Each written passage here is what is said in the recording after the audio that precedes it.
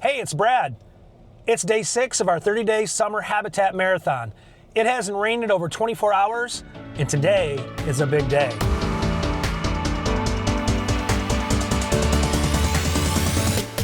So today's a big day because we're going to be getting in our fall food plot seed in. We have a great weather window right now. We have blue skies, and we are going to be getting rain tonight, which is perfect timing. However, we are still under a heat advisory, and we're going to have to deal with that. So I actually wished I could have started way early this morning. However, I had a couple appointments that were rescheduled that I absolutely couldn't miss. So I want to briefly describe what I'm about to do. It's a 3-step process, very similar to what I did at the end of June when I planted the buckwheat seed. First, I'm going to be going out and broadcasting my fall food plot seed into the standing buckwheat. After I finish with that, I'm going to be either spraying it with glyphosate to terminate the crop, or I'm going to be doing the culti packing, where I'm going to go crush the buckwheat on top of all of our fall food plot seed. I don't know the order quite yet because it depends on what I'm going to come across, and we'll go from there. After that, we're going to try to load back up before we get any rain. And the reason I say that is, even though it's beautiful right now, there is still a chance that we can have a pop-up thunderstorm as early as 5 p.m. Again, it is still a heat advisory. This is not going to be fun, but we got to get this done. I'll see you out there.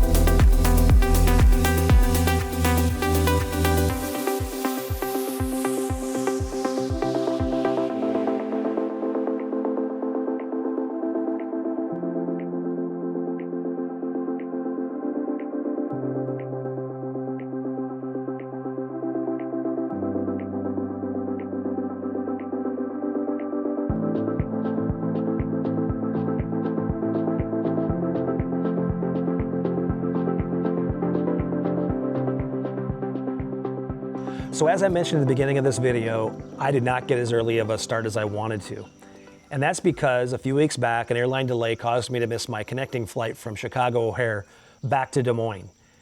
In turn, that caused me to miss a couple appointments that I had to reschedule, inconveniently falling on the day that I didn't need them to happen. So I had to get those appointments done before I got out to the property. Based on the forecasted timing of the next rain event, the urgency of the moment meant that I had to go out there no matter what. We were in day 5 of the excessive heat advisory here in south central Iowa, and I knew it was going to be bad. But it was actually worse than I thought. The combination of some of the buckwheat being as high as my neck and being super thick in some areas, making it very difficult to walk through and spread the seed, and the heat index getting all the way up to 109 at one point, and to top it all off, the mosquitoes were relentless. Those three things made it so challenging. I brought plenty of water to stay hydrated and took frequent breaks, but I cannot tell you how difficult that was. The video doesn't do it justice. But regardless, I got it done. It was less exhausting after I had a chance to finally get into the Kubota to do the spraying and the culti-packing. However, I had additional delays. Due to the threat of a potential pop-up thunderstorm, I needed to get the glyphosate sprayed as soon as possible to make it rain fast. Even though the Kubota was knocking down the buckwheat in front of me, on the back, the boom extends beyond the Kubota, making the sides very challenging.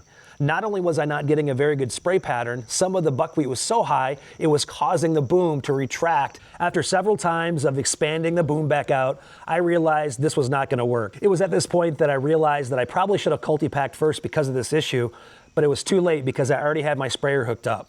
So the next best thing was to retract the sprayer and literally run over the whole entire field and knock down as much of the buckwheat as I could. It added extra time, and that extended how long I was out there. I finished the culti-packing and finally finished the entire process. But because of the delays, by the time I loaded up my trailer, the sun was setting and I could see the storm clouds starting to brew. I knew that once I got home, my workday still wasn't finished, as I still needed to edit and post yesterday's episode to YouTube. The side benefit to that was, even though I was exhausted, by the time I finished, I noticed lightning coming from the windows of the house. I grabbed my cameras, walked out to the porch, and got to watch a fantastic lightning show. The predicted rain eventually made it to our area, and it was just about perfect. We got about a half an inch of rain at the hunting property, which is fantastic because we were literally under a flood watch where we had the potential for several inches of rain. Now, that wouldn't have been the end of the world, as the smashed buckwheat was providing cover for that newly spread seed, but I couldn't have asked for the perfect amount of rain. The other huge benefit of that rain was the cold front that knocked out our excessive heat advisory that's been around for almost a week. And it is absolutely perfect out right now in the lower 70s with a nice breeze blowing. Super thankful for that. All right, before we wrap up, I can't tell you how happy I am with this process despite the excessive heat that I had to endure. This process is absolutely fundamental to the establishment of our fall food plot, which is the anchor for the deer movement coming this fall. If you are a bow hunter and you own land, lease land, or have permission to be on hunting land, it is not too late to plant a fall food plot. Now, while you can't do the buckwheat method that I just showed you, last year my buckwheat totally failed and I had to plant on bare ground, and I still had a lot of food for the deer come fall. The 3+ acres of food plots that I have at my property are the anchor for deer movement come fall. Now, if I look around me, there is so much food available to deer right now, and I don't care that they're not on my land. But when all the ag fields are picked and the rest of their food sources are starting to wither and die, I'm gonna have the best food in the area. And that's the whole idea. All right, one last thing. The Kubota did a really good job yesterday handling all the places where I was concerned about there being too much mud. Really, there was very little damage that occurred. However, because of the rain event from last night that's helping out our food plots, it again is making things pretty muddy out there. So I will not be taking the tractor out there due to the potential of creating ruts. The great news is that the next 10 days look to be pretty dry, which means as soon as we're able to, we're gonna get the tractor out there and we have plenty of work that's gonna be done. However, in the meantime, in the next couple days, I'm not going to be going out to the property. Instead, I'll be here at the home property, whether I'm doing some video editing, prepping to go out to do all the work we need to do out there at the hunting property, or doing various activities, which probably will include mowing.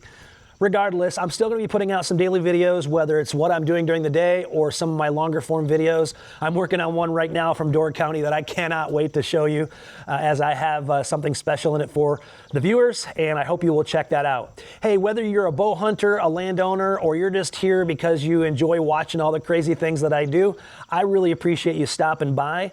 If you haven't done so already, if you would hit the like button, that helps out a small channel like mine.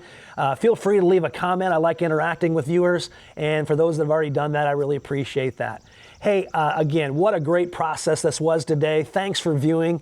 And I look forward to seeing you next time on Watch Brad.